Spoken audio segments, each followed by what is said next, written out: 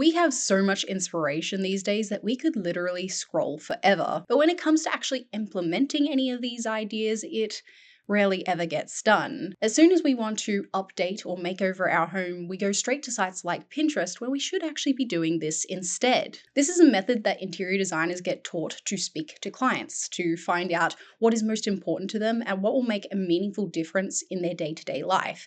And it's actually a method I'm going to use now on myself for my next home, as this is likely the last video that I'll be doing here. And the funny thing is that I don't even know what my new house will look like, and yet I can still do this exercise. So you do not have to be moving house to do this. You may just not know where to start with personalizing your home, but it'll help you get clear on what your goals should be. So what we're going to do is we're going to close our eyes and ask this question.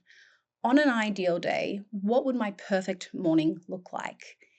Be extremely precise about every task that you do and engage your 5 senses. What can you feel, smell, see, hear, and taste? If you are a list person like myself, you may like writing down every single task that you do and then the corresponding senses alongside of it. But for now, let's just close our eyes and imagine. When you wake up in the morning, what is the first thing you experience? For example, when I wake up, I would like to be cocooned with a pile of blankets. When I breathe in, there's no weird smells in the air and it doesn't smell stale. When I look around the room, there's a soft white light that lights everything up, but it doesn't hurt my eyes. And something that I can hear is birds singing. In this one part of my day, we've identified some key things that I would like in my bedroom to assist in my perfect day. We've got some comfortable bedding, which paired with my preferences for natural materials might be cotton or linen bed sheets, maybe even a wool blanket. I would prioritize potentially getting a soft light that comes on automatically so I can see throughout the room, but it doesn't hurt my eyes. The air isn't stale, so perhaps I've got some level of airflow throughout the space, and I want to be able to hear birds, which might sound difficult, but I think I actually have an idea for that. Let's continue with our day. When your feet leave the bed, what materials do they touch?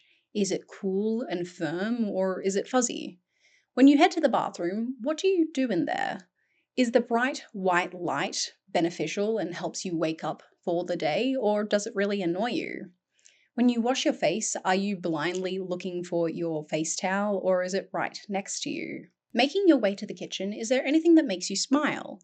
Maybe your kid's graduation poster or a family photo.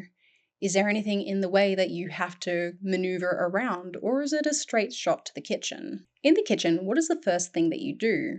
Do you turn on the kettle, open a cupboard, look at the monthly calendar, maybe open a window?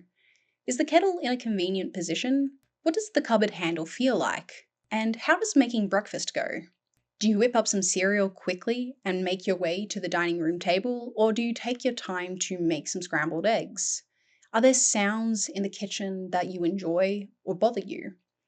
Where do you sit when you're having your breakfast? Do you sit at the buffet table, maybe the dining room table? What can you see while you're sitting there? For me, I'd like to sit at a large timber dining room table with a firm chair. I'd like to be right next to the window so I could look out onto the beautiful garden, or if it's a really good day, maybe go sit outside myself. I'd love to be able to hear the birds again, but it's not a necessity. If anything, I wouldn't mind the silence. I want the smell of my morning coffee to permeate the air with a very soft breeze counteracting it. Continue going through your day at home until you get to the very end. Your morning, afternoon, and evening is going to look very different to mine, but going through this at a granular state will let us know if there's certain areas that we may need to fix or things that we already enjoy in our space that we probably shouldn't change. With my examples, you can tell that I would prefer having some really nice lighting. Perhaps I would like to have some nice bedding. When I go into the kitchen, I would like a really nice dining room table with a firm chair. Yours is going to look very different to mine, but if you don't have some of those items already, you know to prioritize those things. You may hate getting cold feet in the morning, and so having cold tiles touch your toes when you're trying to get out of bed in the morning makes it a real slog to start your day. So maybe having a nice rug or maybe some great slippers would make your morning easier. Perhaps you have some really soft, terrible lighting in your bathroom, and so it makes it difficult for you to do your morning makeup. So maybe prioritizing some good task lighting will help you start your day. This process is definitely not aesthetically driven, but process driven. And it's something that interior designers and architects do that we sometimes forget. It's not just about making a beautiful space, but a functional one as well. And I would argue that function has to come first.